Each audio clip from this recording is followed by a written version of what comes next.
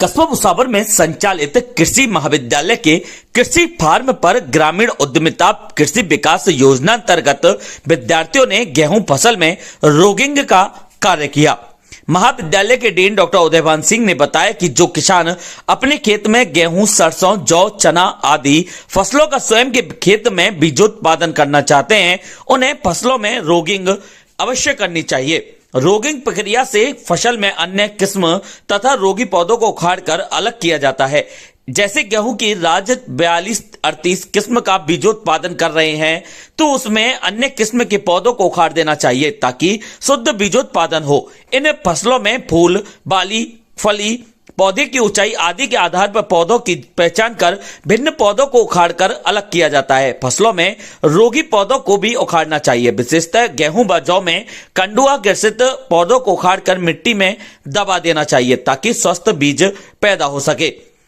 गेहूं में यदि जौ के पौधे हो तो उन्हें भी उखाड़ दें। इस तरह किसान स्वयं का बीजोत्पादन कर बाजार के महंगे बीजों से बच सकता है तथा अपने खेत में पैदा किया गया बीज बाजार के बीज के बजाय ज्यादा विश्वसनीय होता है। कृषि महाविद्यालय भुसावर पर ग्रामीण उद्यमिता कृषि विकास योजना के अंतर्गत आज विद्यार्थियों ने गेहूं में रोगिंग का कार्य किया। हमारे यहाँ गेहूं की राज 4238 का ब्रीडर सीड प्रोडक्शन प्रोग्राम लिया जा रहा है।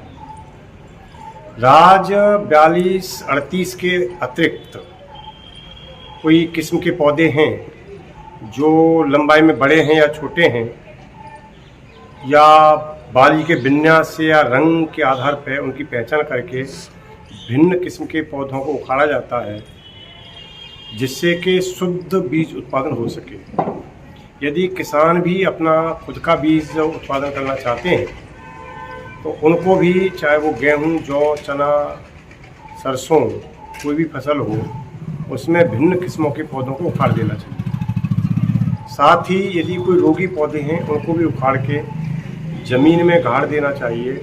विशेषतः गेहूं या जौ में यदि कंडुआ का रोग है तो उस कंडुआ की बालियों को उखाड़ के ज़मीन में गाड़ देना चाहिए ताकि वो स्वस्थ बीजों को संक्रमित न कर सकें।